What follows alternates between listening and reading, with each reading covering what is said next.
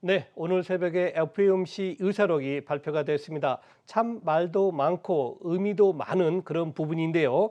이코노미스트를 모시고 그 부분에서 과연 어떤 함축된 의미가 포함되어 있는지 좀 더 깊이 있게 분석을 해보겠습니다. 도움 말씀에 서 KF투자증권의 최현기 연구위원을 전화로 연결했습니다. 연구위원님 나와 계십니까? 예, 안녕하세요. 네, 안녕하십니까? 네, 결국 이제 6월 FOMC 회의록이 발표가 됐습니다. 뭐 일각에서는 비둘기적인 발언이었다. 테이퍼링 크게 염려 안 해도 된다 하는 좀 낙관론도 있지만 반대로 그 안에 또 어떤 뜻이 들어가 있는지 우리 일반 투자가들은 정확히 모르거든요. 한번 이 부분 오늘 FOMC 회의록에서 테이퍼링에 대해서는 어느 정도 강도로 들어가 있는지 먼저 분석 부탁드립니다. 예, 우선 6월 달 중하순에 있었던 이제 FOMC 회의 결과 자체가 일단 2023년에 두 차례 금리 인상 가능성이 제기되면서 네. 결과 자체가 좀 매파적으로 해석된 부분이 있었기 때문에 이번 의사록을 통해서 이제 어느 정도의 어떤 테이퍼링에 대한 논의가 있었는지에 대한 그 경계 심리 혹은 확인하고자 하는 그런 심리가 좀 높았었는데요. 네. 말씀하신 대로 다소 이제 테이퍼링 여건 자체가 당초 예상했던 것보다는 좀 더 일찍 충족될 수 있을 거다라고 몇몇 위원들이 의견을 제기를 했습니다만 전반적으로 자산 매입 계획 조정이라든가 그러니까 테이퍼링에 대한 계획 그다음에 목표를 향한 진전 여부를 평가하는 데 있어서 좀 인내심을 유지할 필요가 있다라는 입장을 대다수 위원들이 의견을 제기를 했고요. 또 하나 인플레이션 우려 같은 경우도 이제 사실 시장에서는 이제 연준이 현재 인플레이션 압력 자체를 이제 과소평가한다라는 의견도 제기가 되고 있습니다만 여전히 현재 인플레이션 급등 자체를 어떤 이제 팬데믹 상황에서의 공급 부족, 병목 현상 이런 것들로 인한 일시적인 현상이다라는 평가를 여전히 좀 내리고 있는 걸 보면 테이퍼링은 어쨌든 연내 시작은 할 거지만 그렇게 급하게 좀 서두른다는 느낌은 주지 않아서 시장이 좀 다소 좀 무난하게 그 결과를 좀 소화해낸 것이 아닌가라고 보고 있고요. 마지막으로 테이퍼링을 이제 발표하기 전에 이제 미리 이런 부분을 충분히 시장이 준비할 수 있게끔 공지한다라는 점을 또다시 강조를 했는데 그렇다고 보면 지금 6월부터 테이퍼링에 대한 논의가 시작이 됐고 또 7월 FOMC 회의를 통해서도 좀 논의가 좀 본격화될 가능성이 높다라고 보면 빠르면 8월 잭슨홀 연설 혹은 9월 FOMC 회의를 통해서 테이퍼링 어떤 방식과 관련된 플랜 자체가 좀 구체화되지 않을까라고 생각을 하고 있습니다. 네, 그렇군요. 일단 그리고 제가 관심 있는 건요. 그 테이퍼링에 대한 언급도 중요하지만 시장의 반응이 또 중요하지 않겠습니까? 예. 사실 미국 10년물 국채 금리가 1.3% 밑으로 내려갔고요.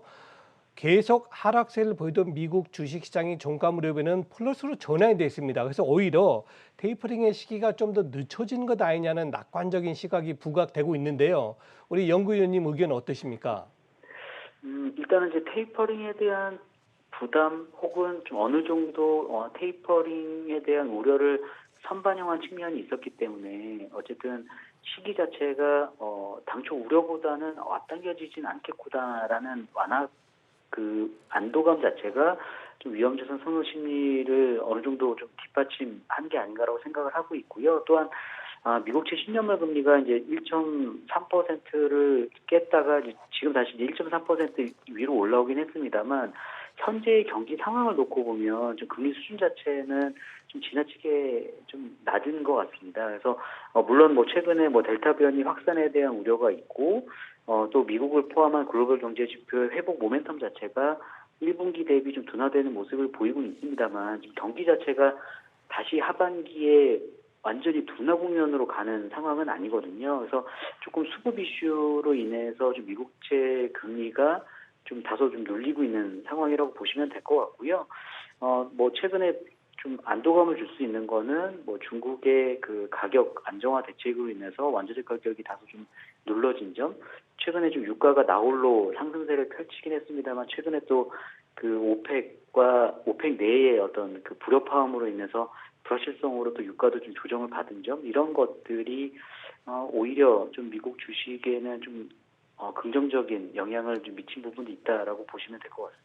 네, 그렇군요. 자, 이제 시각을 미국에서 우리나라로 돌려보겠습니다.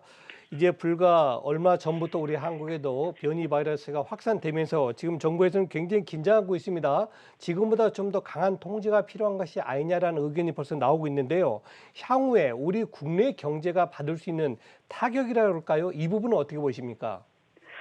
일단 이제 국내 같은 경우는 이제 이틀 연속 1,000명대 확진자 수 증가가 나왔기 때문에 이제 추가적으로 1,000명대 확진자 수의 이런 증가세가 유지가 되면 뭐 정부에서도 발표한 것처럼 이제 4단계 거리두기 그러니까 방역 대책이 이제 한 단계 격상되는 거는 좀 불가피할 거라고 보고 있고요. 그렇게 되면 아무래도 이제 그 경제 활동 정상화에 대한 기대감 자체가 다소 낮아질 수는 있을 것 같습니다. 하지만 이제 백신 접종률은 사실 이제 꾸준히 높아지고 있는 상황이고 또 영국의 일례로 들면 어쨌든 이제 중증 환자라든가 이제 사망자의 발생률 자체가 급격히 낮아졌기 때문에 이제 독감처럼 이런 거에 의해서 이제 그 봉쇄 조치를 더 강화하거나 방역 조치를 강화하지는 않는 상황이거든요. 그래서 그렇게 보면은 물론 단기적으로는 거리두기의 어떤 그 조치가 사실 완화될 거다라는 기대감에서 다시 이제 강화됐기 때문에 좀 단기간 어떤 내수 경기의 어떤 이제 회복의 시점 자체는 좀 지연될 수는 있겠습니다만 당초 이제 국내 경제 성장률을 견인하는 거는 상당 부분 수출 부분이기 때문에 또 국내 추경을 통해서도 이제 재난지원금도 이제 지급이 될 예정이고요. 그래서 그런 거를 보면 만약 이런 델타 변이의 확산 과정 자체가 7월 중 안으로 좀 마무리가 되면 그렇게 어떤 경기에 악영향을 그러니까 방향성을 아예 꺾을 정도로 확산되지는 않을 것 같다라는 게 이제 저의 생각입니다. 네. 자, 이제 또 다시 이제 시장의 반응을 제가 한번 여쭤보려고 그럽니다. 이제 우리 연구위원님께서는 그래도 조심스러운 낙관론을 펴셨는데 오늘 시장을 보니까요. 우리 한국만 내려가는 게 아니고 일본, 대만, 중국, 특히 홍콩은 굉장히 크게 하락했습니다. 이러다 보면 이제 자연적으로 또 안전자산 선호 심리가 커지는 것 아니겠습니까? 주식시장에 또 그만큼 타격을 줄 것이고요. 올 하반기 전반적으로 큰 매크로하게 볼 때는 어떤 투자 포인트를 가져야 될 것 같다고 판단하십니까? 이제 말씀하신 대로 이제 미국 증시는 상대적으로 좀 양호한 흐름으로 마감을 했습니다만 이제 국내를 포함한 뭐 신흥국 증시는 아무래도 이제 미국채 금리가 하락했음에도 불구하고 이제 달러화의 강세가 좀 나타나면서 이제 상대적으로 이제 자국의 어떤 통화 가치의 약세, 국내 이제 원달러 환율도 다시 이제 1,140원대 위로 올라오면서 이제 외국인의 수급 자체도 좀 매수를 기대하기 어려운 좀 추가적인 어떤 매도세가 나타나고 있는 부분 이런 것들에 대해서 좀 좋지 않은 모습들을 보이고 있는데요. 뭐 단기적으로야 일단 이제 델타 변이의 어떤 이제 확산이 막아지기 전까지는 아무래도 이제 이러한 어떤 흔들림은 좀 지속될 수밖에 없다라고 판단을 하고 있습니다. 다만 테이퍼링에 대한 부담을 좀 상당 부분 그러니까 선반영했고 또 그 부담을 덜어내고 있다라는 점을 좀 감안하면 하반기에도 이제 위험 자산에 대해서는 여전히 좀 긍정적인 시각을 유지를 할 필요가 있다라고 보고 있고요. 또 그 미국이라든가 글로벌 경기가 지금 단기간에는 인플레이션에 대한 우려라든가 뭐 공급망 부족, 구인난 이런 걸로 인해서 소프트 패치 국면으로 가고는 있지만 다시 이제 경기가 좀 회복되는 국면으로 이제 3분기에서 4분기로 넘어가는 시점에서는 그런 것들을 좀 기대할 수 있는 부분이기 때문에 저희는 이제 위험자산 선호 심리는 좀 다시 좀 재차 강화될 가능성이 높다라고 보고 있고요. 테이퍼링에 대한 플랜 자체가 8, 9월 중에 이제 확정이 되면 통화대책 불확실성은 좀 해소가 될 여지가 있고 또 인프라 미국에서 준비하고 있는 어떤 정책에 대한 어떤 모멘텀도 기대해 볼 수 있는 여지가 있기 때문에 그런 점에서 보면은 저희는 좀 계속적으로 뭐 인프라 수혜주라든가 아니면 성장주의 어떤 중심의 어떤 접근 자체가 좀 지금 필요한 상황이 아닌가라고 보고 있고요. 지금은 아마 테마성으로 계속 좀 일부 어떤 종목의 어떤 순환매 장세가 지금 펼쳐지고 있기 때문에 어느 한쪽에 좀 비중을 좀 두기보다는 좀 전반적으로는 그 대형주 위주의 어떤 실적이 나오는 대형주 위주의 어떤 중심의 포트폴리오가 조금 더 유리한 상황이 아닐까라고 생각을 하고 있습니다. 네.